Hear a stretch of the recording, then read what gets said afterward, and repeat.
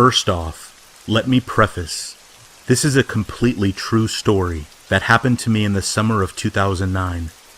Some of what I did, or my reasoning for what I did, is a little hazy because this was 11 years ago.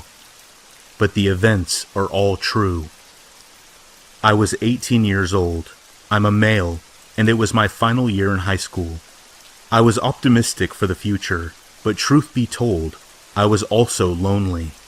I had never been kissed. Blame it on having a disability. Don't get me wrong, I had gone on dates with girls, but I was also friend-zoned. So I decided enough was enough, and I was going to finally be with a girl, even if I had to pay for it. Blame it on my raging hormones. Since I lived in a town of 10,000 people, there were obviously no escorts there, or at least any I knew of. So I took to Craigslist and went onto the adult services section of a neighboring city in a different state. This was a year before the US federal government forced Craigslist to shut down their adult section. As I scrolled through the adult ads of beautiful women and their salacious posts, a gorgeous brunette caught my eye. I texted her, and through a series of texts, we set up a meetup. Since my car was verging on near death, the escort offered to drive the hour to my town. We planned it for a day that my parents would be out of town. The day finally arrived. I was a mix of emotions: nervous, anxious, lascivious. A black Jetta pulled up into my driveway, and I nervously swallowed hard, ready to have my first intimate experience. When I opened my front door to meet her, I was met with a girl who looked nothing like the escort ad. I was catfished. She wasn't ugly or anything, she just didn't look like the pictures, and wasn't exactly somebody I wanted to pay $300 to. There was a moment of awkwardness as I struggled to speak, caught off guard by this catfisher. "Hey baby, can I come in?" she questioned as she inched her way forward. "Oh, sure," I nervously said as I let her into my house. I was filled with panic. I had no idea what to do. I began to brainstorm for a solution, but couldn't think of anything. "So where's your room?" she asked as she looked around my home. "Oh, it's downstairs," I muttered. We went downstairs to my room, and I had no idea what to do. I finally got up the courage to speak. "Hey, I don't mean to be rude, but I'm not feeling it. I can give you gas money for your troubles, but..." I tried explaining as politely as possible, but she cut me off. "No, baby, we agreed on 300, she said firmly. "I understand, but I once again tried explaining, but she once again interjected. "I'm not going anywhere until I get that 300, she stated in a matter-of-fact tone. I was at a loss for words. I felt like I was a prisoner in my home, and felt like I was under duress. I had no way of getting her peacefully out. I could not drag her out, as I was so nervous that she would use this meetup against me, and obviously she would press assault charges against me if I forcibly removed her. It would not be a good way to start my senior year. Then an idea popped into my head. I would lure her out of my house and then lock her out. I would pretend to drive to the bank and have her follow me, and then I would lose her, go back to my home, and lock her out, and she would get the hint that I wasn't interested. "Okay," I said, as I began to reiterate out loud the plan from my head. "I can give it to you. The thing is, it's in my bank." That was actually true, because I had planned for this incident to happen. If I was going to be catfished, I would only give her $50 for gas, as that would be all I had on me.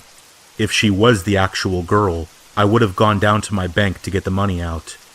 This was when smartphones were only just becoming popular, and I only had one of those easily breakable flip phones, so I didn't have an app to send money to her. She fell for it. Hook, line, and sinker. We got into our individual cars and began to drive to my bank.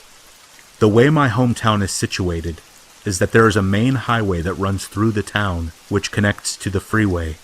As we got close to where the bank was, I hurried and turned right onto the freeway on-ramp. I began to laugh out loud, thinking that I would lose her. To my absolute horror, I looked into my rearview mirror, and she was pursuing me. She really wanted that $300. I hit the gas pedal and went up to 80 miles per hour. She easily followed along. I was so scared, mostly because my 1995 Pontiac was so old that I was afraid it would fall apart at that speed. I began to motion with my hand for her to go away, but she kept following me. I looked at my gas tank monitor, and I was fine with gas, but I didn't know how much longer she would follow me, and I didn't want to drive to the next town, which was 30 minutes away. So I turned off onto an exit, trying to turn around, and insanely, she still followed me. Deciding that this was going to go nowhere, I decided that I would try reasoning with her outside the bank, which was inside the local Walmart. We pulled into the Walmart parking lot, and I got out to talk to her, and she boxed me in by parking in front of my car so that I couldn't get out. "Cut it out. I want my money," she firmly stated. I was a scared 18-year-old. I didn't know what to do, so I gave in. I was tired of trying to evade her. I felt incredibly stupid for the mess I had got myself in, so I decided to just comply. I went into the bank, looking like I was in a "you have 10 minutes to get the money or your family will die" situation. I should have gotten help. I should have told the teller what was going on, but I was so scared.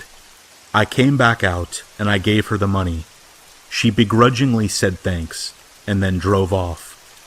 I was sad because I wanted intimacy, and for an 18-year-old high school kid, $300 is a lot of money. So does the story end here? Nope. Later that night, my dog began barking. I went upstairs to check on my beautiful golden lab to see what he was barking at.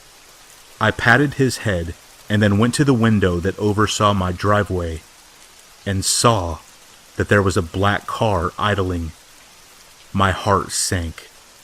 Was it her? I couldn't tell, and I didn't want to know. I went to my kitchen, retrieved a knife, got my dog, and went down to my room and closed the door. I was so scared of what I had done that calling the police frightened me.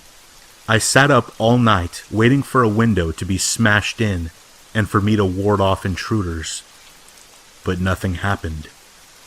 The next morning, I examined my home, and there was no damage. No black car was in my driveway either. I breathed a sigh of relief, ready to put this behind me. I decided after that day that I would never use Craigslist again to find an escort, which was a short-lived promise. I tried retelling my experience shortly after to my friends, but nobody believed me. And I sure as heck wasn't going to tell my parents. So does the story end here? Nope. A few months later, my family and I went to the neighboring city to watch a movie in a nice theater.